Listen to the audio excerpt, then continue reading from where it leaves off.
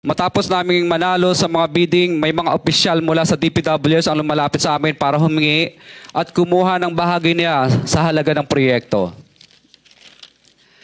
Ang hinihingi nilang porsyento ay hindi bababa sa 10% at umaabot pa sa 25% na naging kondisyon upang hindi maipit ang implementasyon ng kontrata. Ito ay binibigay namin sa kanila ng cash. Ang bawat transaksyon ay may karampatang voucher at ledger na nagsasaad ng mga araw at kung kailan nila ito natanggap. Ilan sa kanila ay sina Terence Calatrava, former Undersecretary of Office of the Presidential Assistant of the Visayas of the Philippines, Kong Roman Romulo of Pasig City, Kong Jojo Ang of Uswag Ilonggo Party List, Congressman Patrick Michael Vargas of Quezon City, Kong Juan Carlos Arjo Aitayde of Quezon City, Nicanor Nicky Briones of AGA Party List, Congressman Marcelino Marcy Teodoro of Marikina, Congressman Florida Robes of San Jose del Monte, Bulacan, Congressman Leandro Jesus Madroño of Romblon, Congressman Benjamin Benji Agarao Jr., Congressman Florencio Gabriel Bemnoel of Anwaray Party List, Kong Leo de Ode Tariela of Occidental Mindoro, Congressman Reynan Arrogancia of Quezon Province, Kong Marvin Rillo of Quezon City, Kong Teodoro Haresco of Aklan, Kong Antonieta Yudela of Zamboanga, Sibugay, Kong Dean Asisio of Caloocan, Kong Marivico Pilar of Quezon City. 21. Mayroon ding mga kinatawa ng ilang politiko na nakikipagtakbo sa amin upang manghingi ng porsyento kapalit ng mga porsyento ng mga proyekto. Ang mga porsyentong ito ay 25% ay ipinipilit sa amin bilang karaniwang kalakaran na wala akong kakainang tanggihan. Ilan sa kanila ay sina Regional Director Eduardo Virgilio of DPWS Region 5, Director Ramon Ariola III of Unified Management UPMO, District Engineer Henry Alcantara, DPWS Bulacan First, Undersecretary Robert Bernardo, District Engineer Aristotle Ramos of DPWS Metro First, Pasig City, District Engineer Manny Bulusan of DPWS North, Manila Deo, District Engineer Edgardo C. Pingol of DPWS Bulacan Subdeo, District Engineer Michael Rosaria of DPWS Quezon Second Deo. Karamihan sa mga kawani ng DPWS na nabanggit sa itaas ay paulit-ulit na binabanggit ang delivery ng pera ay para sa kay Saldico na dapat at least 25%. Si Kong Marvin Rillo naman ay ilang beses na binabanggit ang pangalan ni Speaker Martin Romualdez bilang kanyang malapit na kaibigan. 25.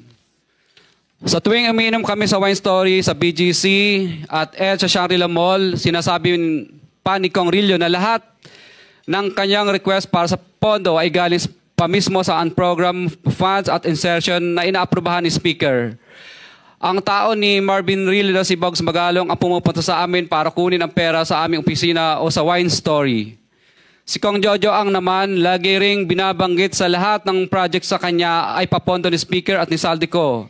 Mataas ang hinihingi sa project, dagdag pa niya, hindi naman lahat ng pera ay para sa kanya, kundi para kay Speaker at kay Saldico. Sa lungsod ng Pasig naman, lumapit sa akin ang DPWS Project Engineer na si Angelita Garucha para kolektahin ang parte ni Kong Roman Romulo sa flood control projects noong 2022. Number 28. Pagdating ng 2025, si District Engineer Aristotle Ramos ang sumunod na nagpakilala na bagman ni Kong Roman Romulo kung saan 30% ang kanyang hiningi ay para kay Kong Roman Romulo. Sinabihan ko kay D.E. Ramos na masyado namang mataas, ngunit sinabi niya na walang magagawa dito dahil pondo ito galing sa unprogram funds at insertion galing sa taas. Sa ilang pagkakataon, ang mga politiko na personal na inabutan ng halaga ayon sa hiningi nilang porsyento mula sa proyekto. Ang pagbabayad na ito ay hindi naman kagustuhan kundi isang hakbang na ginawa namin dahil sa matinding panggigipit. Ilan sa kanila ay sina Kong Antonieta Yudela kasama ang kanyang asawa, Kong Marvin Rillo of Quezon City, Kong Nicky Briones of AGA Party List, Arturo N. Ataide, ama ni Kong Arjo Ataide, Kong Florencio Gabriel Bem Noel of Anwaray Party List, Kong Eliandro Jesus Madroño of Romblon, Kong Benjamin Benji Agarao Jr. Bagamat naging matinding pagsubok ang kabawasan ng pondo na nakalaan sa proyekto, pilit at matapat naming sinusunod ang bawat espesipikasyon na nakasaad sa Program of Works na nakasaad sa proyekto ng DPWH. Nakakasiguro kami na nagawa namin ng maayos at matapat ang bahagi o phase ng proyekto na na-award sa amin. Sa katunayan, hindi kami mababayaran ng DPWH kung hindi ito dumaan at pumasa sa maraming material testing na naaayon sa design ng DPWH. Ina-assess at ini-inspect ng DPWH ang bawat proyekto base sa natapos na parte o accomplishment. Napilitan kami na i-absorb ang kabawasan na ito na nagdudulot ng maliit na kita o pagkalugi sa ilang projects. Para makabawi, dinadamihan na lang namin ang partisipasyon sa mga projects. Taliwas sa mga lumalabas na may mga impormasyon sa publiko, hindi kailanman kami gumawa ng ghost projects. At masugid kami nag-i-inspect sa lahat ng aming mga natapos na projects.